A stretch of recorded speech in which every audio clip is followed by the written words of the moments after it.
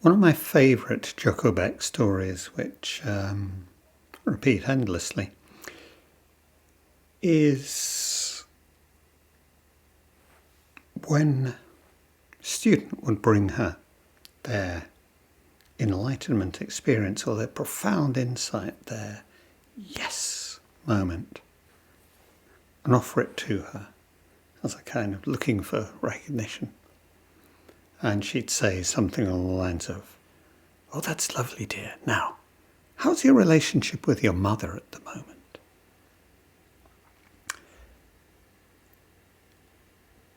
We tend to take relationship, other people, as something of a problem. And in fact, it's one of the most profound aspects of Joko's teaching that she brought a focus to relationship, just our everyday relationships, our partners, our children, our parents, the boss, whoever. How wonderful, transforming the possibilities of a Zen practice as a 24 hours a day, 7 days a week practice. And yet it's possible to kind of experience that as, other people. They're such a buzzkill. That's where the real hard work is. And of course, in that context, there's the famous Sartre quote, "Hell is other people."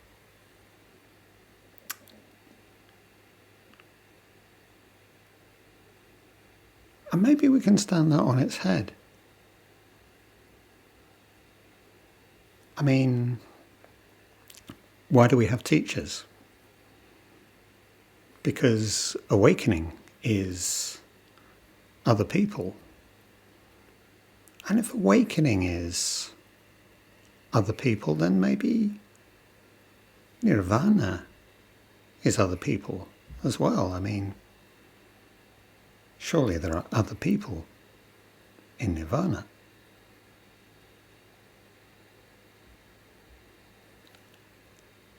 And something which may feel like pushing it to say this, but I think we could say that self is other people as well. And in a sense, self is relationship. So that far from being the necessary problem that we deal with, other people are it, insofar as, in any sense, there is an it.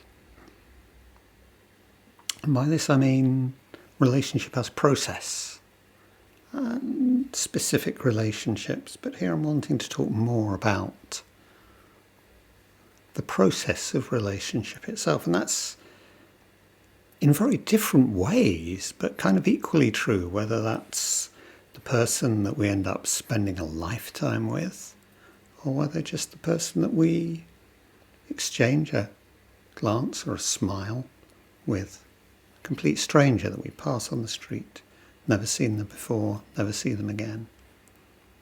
It's all relationship. And most of this talk is going to, at one level at least, be about psychology, minds, behaviour.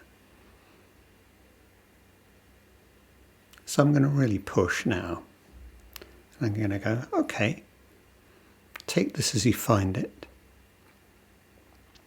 20 years, more than 20 years ago, I remember being outside in this country we call the countryside, going for a walk, long walk, paused by the gate, gap in the hedge, looked across. It's winter, it's February. I think it probably is February this time of year. Ploughed field, winter field, bit of stubble about, a few weeds. And then over there's a hare. Fantastic ears, just sat upright, looking. And of course, as this human appears in a gap in the hedge, And he's looking at me, and I'm looking at him. Eye to eye. And there's this sense of recognition there. You're kind of like me in being a creature. You might do something, that might be nice, might be a threat. You're like me, but you're not me. Self and other, self and world. And of course, the eye-to-eye thing, yeah, just about that. And of course, that's the foundation of being human, my relationship with my dog. We look at each other, decide. But what about the plant on the windowsill that I look after? And it responds and it grows. And we have, in this sense, a kind of relationship. It's kind of recognition. It responds. I respond to it. If it dies, it's not like breaking a cup or something like that. It's not kind of tragedy, but I feel this sense of a loss. A loss of another. A loss of something that's, even in this, remote sense, like me, but other.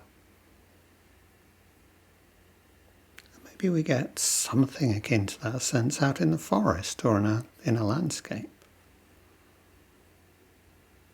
And so just as I am, this talk is, basically couched in terms of human psychology.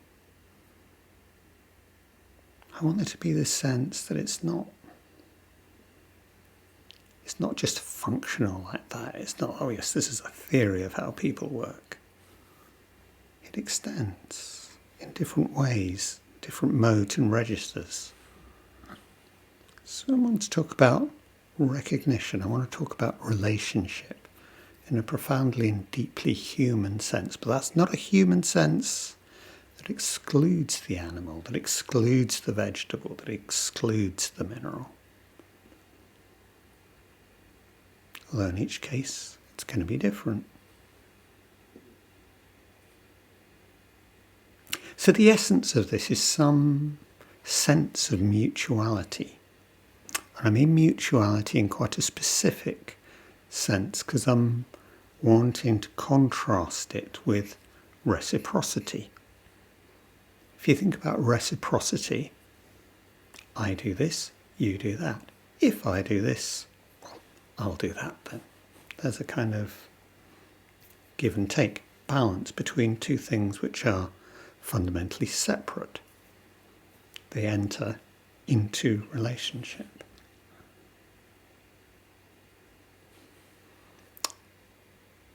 But I want to argue that mutuality is a kind of sense different from that. Mutuality is much more a coming out of us, not in some kind of sense of strange psychic unity. And in fact, that's very obvious in the case of me and the hair or something. There's not any unity there. There's a real sense of differentiation. But in the sense of simply how I become to be aware of being this kind of thing that has feelings and intentions, that can act in the world, that can actually be vulnerable, suffer, dukkha, back to dukkha. So okay, let's go right back, way back to the infant and its caregiver. Remembering Winnicott's there's no such thing as a baby. There's a baby and traditionally a mother, a caregiver. Relationship. And as this infant, I have no real sense of separation or what a self is. I have experience, there is experience, maybe it's more basic than that. There's experience. There's all this stuff happening, and there's something trying to make some kind of sense of this experience. And out of this experience, I begin to recognize others. And what do? I do what they do. I mean, there's a sense in which babies are born smiling, but, pretty soon you lean in and look at them, give them a big grin, they grin back. It's what babies do. You wave at them, they does this. Slowly, we coordinate our sense of what's happening in relation to this other. And of course, there's the rhythms of care, the rhythms of being fed, the rhythms of and then being changed. It's all just experience, but slowly it begins to make a certain kind of sense. There's a regularity in it. There's distress. There's relief, there's pleasure. And in terms of these rhythms, we begin to become aware of there's something out there. It's not random, there's something out there, something which has coherence, which seems to have intention towards me, seems to act. Seems that when I feel pleasure, it feels pleasure too. When I feel distress, it seems to feel distress too. It's like me. It's not me. But it's like me. I'm that kind of a thing. And then, of course, you get actual play and the pleasure, the delight of play.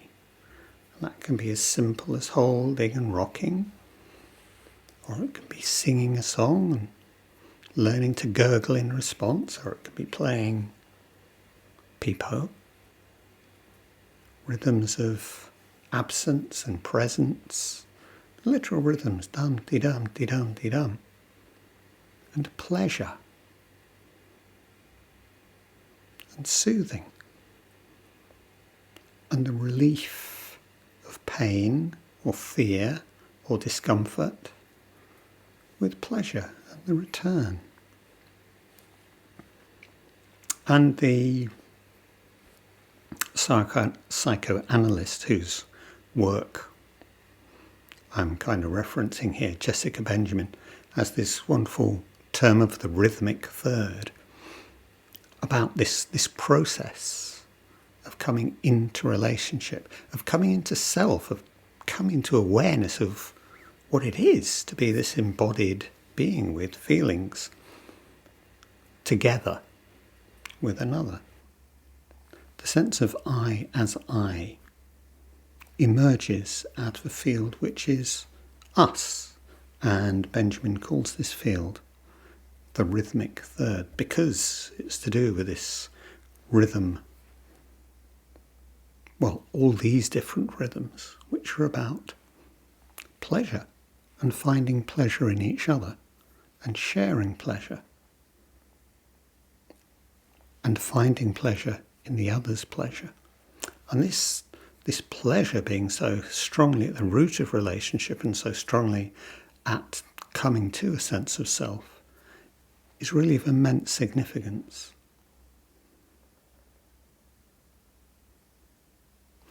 Okay, so I find this strange sense of self and realizing that in some sense I'm like that you which is out there.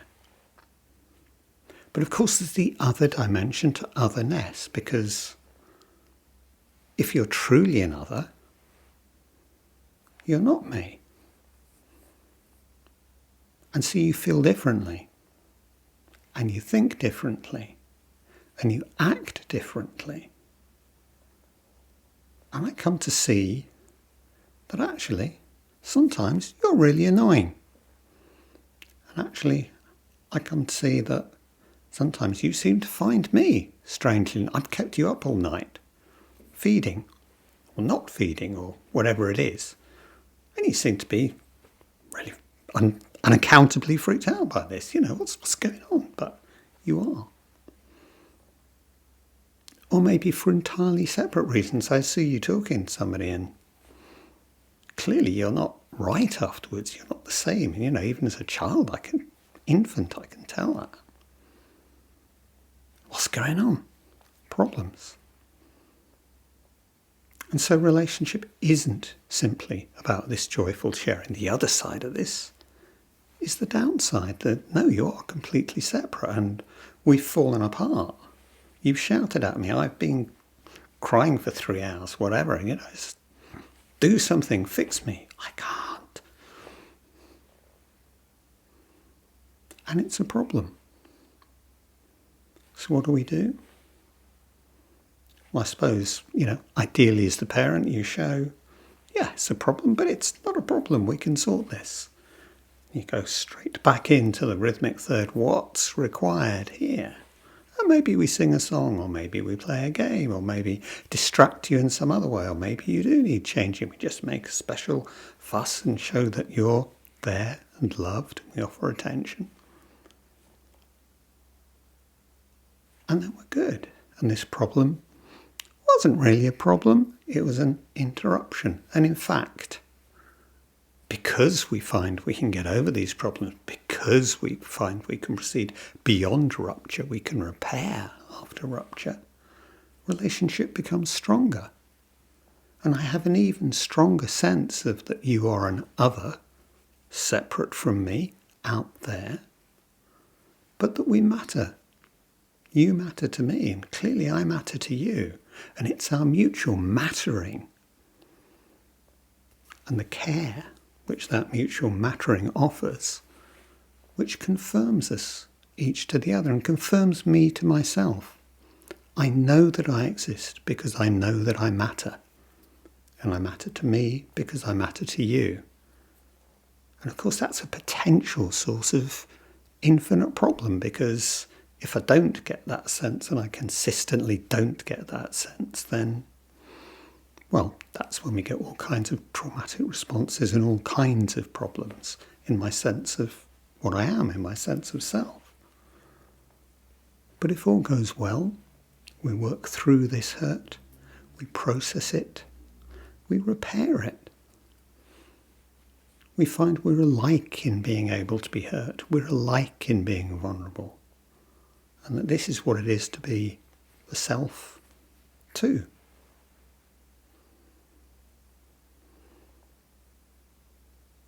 So relationship isn't a state in this sense. It's absolutely a process.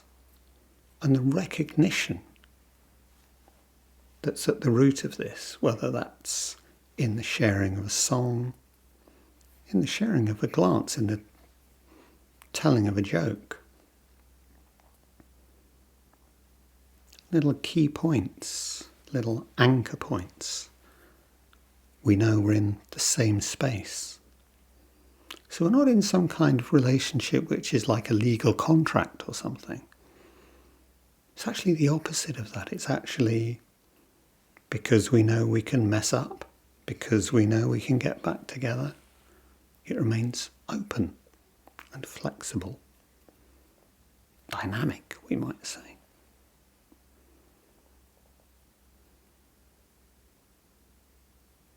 That's a work of another psychoanalyst, which I often refer to, which seems very relevant here, in a sense of talking about relationship as an ongoing moment by moment sense of recognition. And that's Philip Bromberg and his idea of self-states.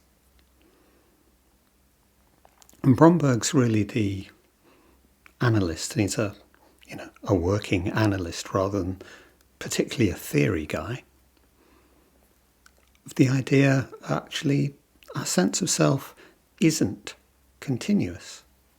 It isn't stable. It's, and this is actually quite a traditionally Buddhist notion, it's kind of moment by moment by moment by moment. And out of these discrete moments, we construct a story. And that story is what I think of as myself, my history and the who I am bit. being a story. In a sense it's made up, in a sense it's true. And actually between these self-states, as we move from one to another, a bit like using the clutch to change gear on a car, we're actually dissociating, just losing focus and, yeah, okay, I'm back. And we don't notice because it always just feels like me. But to a greater or a lesser degree, these self-states can have quite different characters. I mean, they're not, necessarily like full-blown super-personalities or something, but I mean, we're aware of the broad brush of this kind of thing, the way that work me is not the same as home me, it's not the same as me with my parents or whatever, but it's more complicated, more subtle than that. But you begin to get the idea. There's a kind of way of thinking, a way of feeling, maybe even a way of expression or gestures which go with, each of these self-states, and we move between them.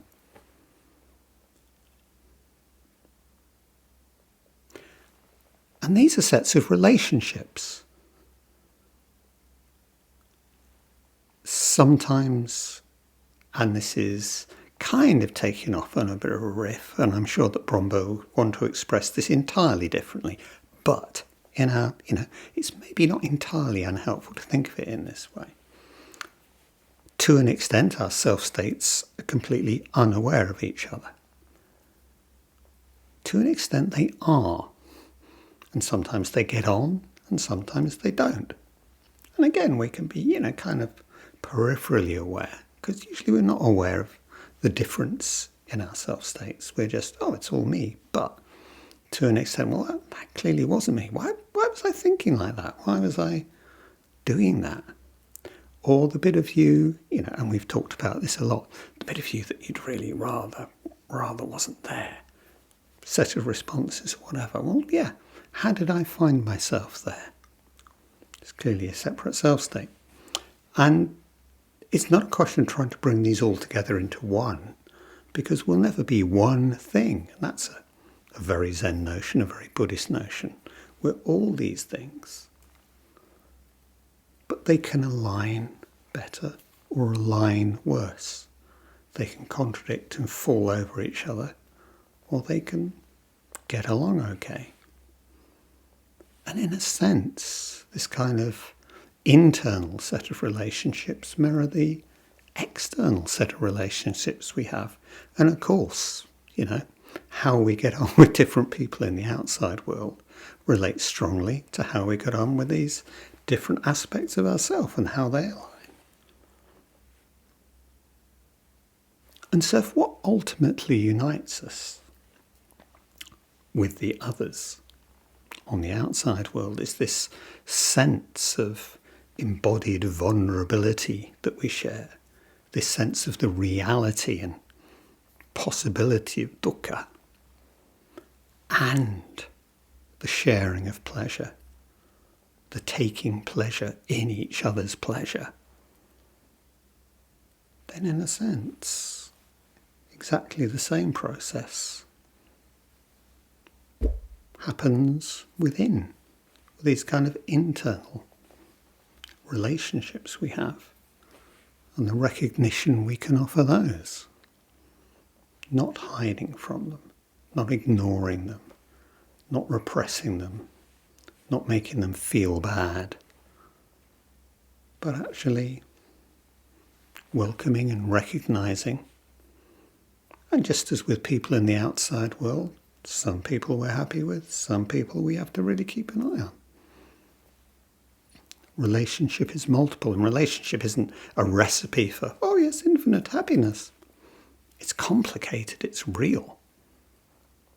But it's the possibility of an openness towards the world. Self in world, not self as opposed to world, or self as separate from world, but self simply as world acting. And there's another development Bromberg made of his idea of self-states, which is fundamental to his job and actually fascinating for us in this sense of mutuality which I've been trying to explore and talk about a little bit. That actually in relationship we come to share self-states.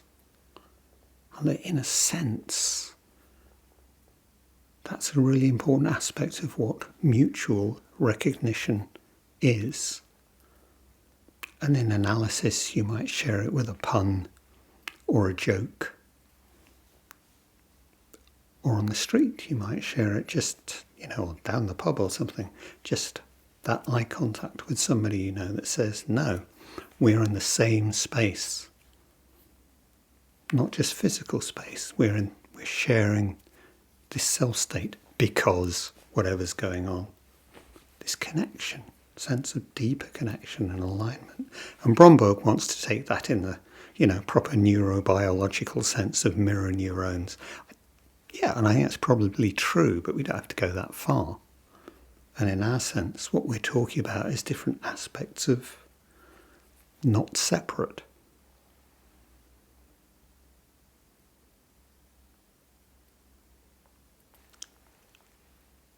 And this is fundamental and this is profound, because if not separate, not separate is, in the Zen sense, emptiness. Emptiness not as non-existence, which is tosh. Emptiness in the sense of literally there is nothing fundamental which separates me from you, from this building, from Gaza, from whatever. But in relationship, we get to understand that we are that non-separation because it's here with us, in front of us, looking at me, talking with me. No wonder it's complicated. No wonder it can be difficult at times. No wonder it's our teacher.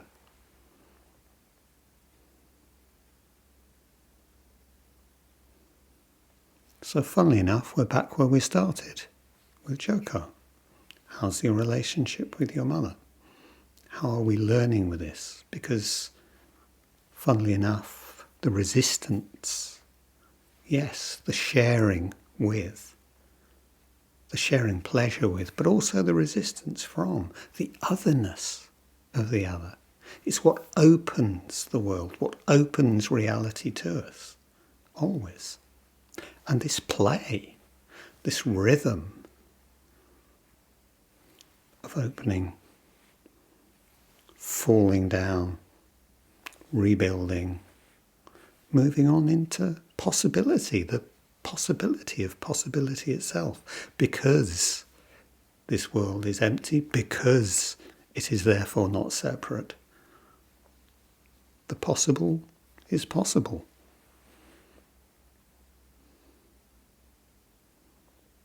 So being with you, here, now. And this seems just like a one-way relationship, but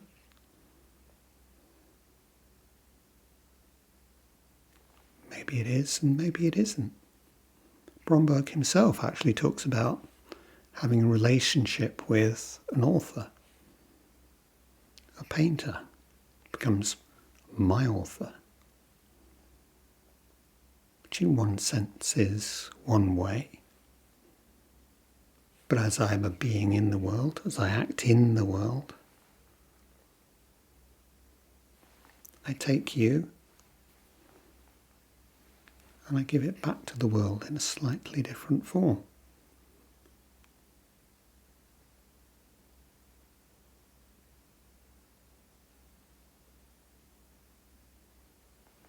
I need a good one-liner to finish with. Maybe I'll let you provide that.